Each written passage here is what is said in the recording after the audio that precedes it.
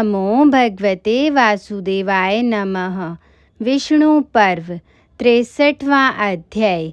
इस अध्याय के दूसरे भाग में हम जानेंगे श्री कृष्ण द्वारा मोरू, निसुंद, हैग्रीव, विरूपाक्ष, पंचनाद अन्य असुरों का वध। गरुड़ के पंखों से आहत होकर वायु उल्टी दिशा को बहने लगी। फिर तो आकाश में विचरने वाले बादल भयानक आवाज के साथ वहीं चक्कर काटने लगे। आकाशचारी पक्षी गरुड़ के द्वारा भगवान श्री कृष्ण क्षण भर में प्राग ज्योतिषपुर में जा पहुँचे। उन्होंने दूर से ही उन राक्षसों को देखकर जहाँ वे खड़े थे उधर ही यात्रा की। श्री कृष्ण ने देखा प्राग ज्योतिषपुर के द्वार पर हाथी, घोड़े और रथों की विशाल वाहिनी खड़ी है। उन्होंने मुर दैत्य के बनाए हुए 6000 पाश देखे, जिनके किनारे के भागों में छुरे लगे हुए थे। वैशंपायन जी कहते हैं, जन्मेजय शंख, चक्र और गदा धारण करने वाले श्रीमान भगवान श्री कृष्ण श्याम मेघ के समान सुंदर विग्रह धारण किए गरुड़ पर बैठे थे। उनके अंगों पर पीतांबर शोभा पा रहा था। वे 4 भुजाओं से विभूषित थे। उनका वक्षस्थल वनमाला से व्याप्त था। वे श्रीवत्स चिह्न से अलंकृत थे।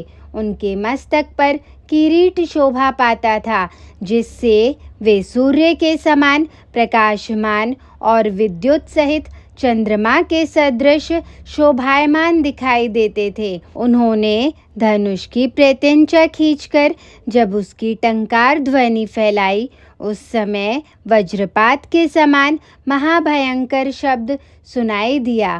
तब दानव मुर ने वह सब जानकर यह समझ लिया कि साक्षात भगवान विष्णु ही यहाँ पधारे हैं। इससे मोरू को बड़ा क्रोध हुआ।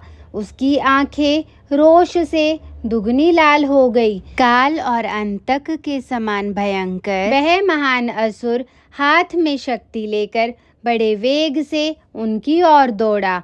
उसने हीरे और सुवर्ण से भूषित वह महाशक्ति भगवान श्री कृष्ण पर चलाई। जलती हुई बड़ी भारी उल्का के समान उस शक्ति को अपनी ओर आती देख पराक्रमी वसुदेव पुत्र श्री कृष्ण ने एक सोने के पंख वाले बाण को धनुष पर रखा। उस शूर्पर के द्वारा उन्होंने मोरू की शक्ति के 2 टुकड़े कर डाले। जब उन्होंने शक्ति काट डाली, तब वहां खड़ा हुआ मोरू, जो विद्युत पुंज के समान प्रज्वलित हो रहा था, पुनः क्रोध से लाल आंखें करके एक विशाल गदा हाथ में ले ली। इतने ही में सूरश्रेष्ठ श्री कृष्ण ने अर्धचंद्र नामक बाण हाथ में लिया, मानो इंद्र ने वज्र उठा लिया हो। उस समय धनुष को खींचने से वज्र गिरने के समान ही शब्द हुआ। भगवान ने उस अर्धचंद्र को कान तक खींचकर चलाया। उसने उस सुवर्ण भूषित गदा को बीच से ही काट गिराया। फिर श्री कृष्ण ने एक भल्ल द्वारा रणभूमि में उस दानव का सिर उड़ा दिया। मोरू के समस्त पाशों का छेदन करके उसे भाई बंधुओं सहित मारकर नरकासुर के महाबली अग्रगामी राक्षसों का संहार करने के अनंतर शीला समूहों को लांघकर भगवान देवकी नंदन श्री कृष्ण ने दानवों की विशाल सेना को और महाबली निसुंद दैत्य हैग्रीव तथा विचित्र युद्ध करने वाले अन्य दैत्यों को भी देखा। बलवानों में श्रेष्ठ महाबली निसुंद ने अपनी सेना के द्वारा श्री कृष्ण का मार्ग रोक दिया और तुरंत रथ पर आरूढ़ हो सोने की पीठ वाले दिव्य दुर्जय धनुष को हाथ में ले लिया। इसके बाद निसुंद ने 10 बाणों से मधुसूदन को भेद दिया। तब श्री कृष्ण ने भी उस पर 70 पैने बाणों का प्रहार किया। उस दानव के बाणों को अपने पास पहुंचने से पहले आकाश में ही श्री कृष्ण ने काट डाला। तब उसके सैनिकों ने उन्हें चारों ओर से घेर लिया और बाणों के विशाल जाल से ढकना आरंभ किया। तब उन समस्त दानवों को देखकर भगवान मधुसूदन कुपित हो उठे। जनार्दन ने पार्जन्य नामक दिव्य अस्त्र से बाणों की बड़ी भारी वर्षा करके उसकी सेना को आगे बढ़ने से रोक दिया। उन्होंने पार्जन्य अस्त्र के प्रभाव से एक एक करके उन सब बहुसंख्यक दानवों के मर्म स्थानों में 5-5 बाणों का प्रहार किया। वे सभी दानव भय से संत्रस्त होकर रणभूमि से भाग खड़े हुए। अपनी सेना को भागती देख निस्सुंद पुनः युद्ध के लिए निकला। वह बाणों की वर्षा करता हुआ श्री कृष्ण को आच्छादित करने लगा। उस समय युद्ध में न तो सूर्य का पता चलता था और न आकाश तथा 10 दिशाओं का ही। निस्सुंद ने अपने बाणों से गरुड़ ध्वज को ढक लिया। तब पुरुषोत्तम श्री कृष्ण ने सावित्र नामक दिव्यास्त्र को ग्रहण किया। उस अस्त्र द्वारा छोड़े हुए बाण से सम्रांगण में श्री हरि ने निस्सुंद के उन सभी बाणों को काट डाला। महाबली श्री कृष्ण ने अपने बाणों द्वारा उसके सहायकों के टुकड़े टुकड़े करके एक बाण से उसका छत्र और 3 बाणों से उसके रथ का हरसा काट डाला। फिर 4 बाणों से उसके चारों घोड़ों को और 5 बाणों से सारथी को मारकर 1 बाण से उसकी ध्वजा काट डाली। फिर सूरश्रेष्ठ श्री कृष्ण ने एक अत्यंत तीखे बाण से उसके शरीर को और एक भल्ल के द्वारा निस्सुंद के मस्तक को भी काट गिराया, जिसने अकेले ही लगातार 1 सहस्त्र वर्षों तक संपूर्ण देवताओं के साथ युद्ध किया था।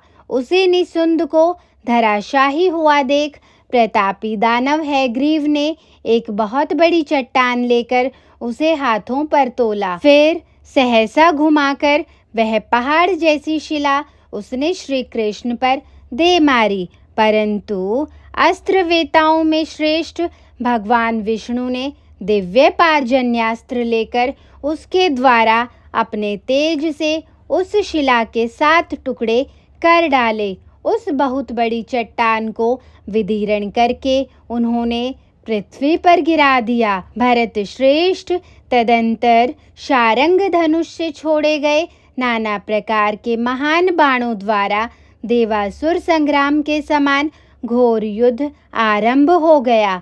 उसमें भांति भांति के अस्त्र शस्त्र छोड़े जाने लगे, जिनसे सारा युद्ध स्थल व्याप्त हो गया। तत्पश्चात गरुड़ पर बैठे हुए महाबाहु श्री कृष्ण ने शारंग धनुष से छोड़े गए भांति भांति के रंग वाले विशाल बाणों द्वारा बड़े बड़े असुरों का संहार करना आरंभ किया।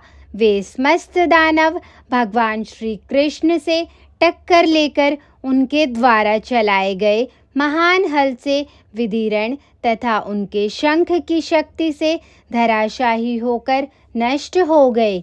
कितने ही दानव उनके निकट आकर चक्राग्नि से दग्ध हो आकाश से पृथ्वी पर गिर पड़े। प्राण शून्य होने पर उनके मुख विकराल हो गए थे। वे असुर वर्षा करने वाले बादलों की भांति श्री कृष्ण पर बाणों की वृष्टि करने लगे, परंतु श्री कृष्ण के सहायकों से अत्यंत पीड़ित होकर उन सब के अंग भंग हो गए और वे खून से रंग जाने के कारण फूले हुए प्लाश के समान दिखाई देते थे। विचित्र युद्ध करने वाले वे दानव अपने अस्त्र शस्त्रों के भंग हो जाने से अत्यंत भयभीत हो भाग खड़े हुए। तब पुनः क्रोध से लाल आंखें करके दानव हैग्रीव वायु के समान वेग से चढ़ आया। उसने 10 व्याम ऊंचे एक वनस्पति को उखाड़ा और उखाड़कर उस वृक्ष को हाथों में लिए हुए वह बड़े वेग से श्री कृष्ण की ओर दौड़ा।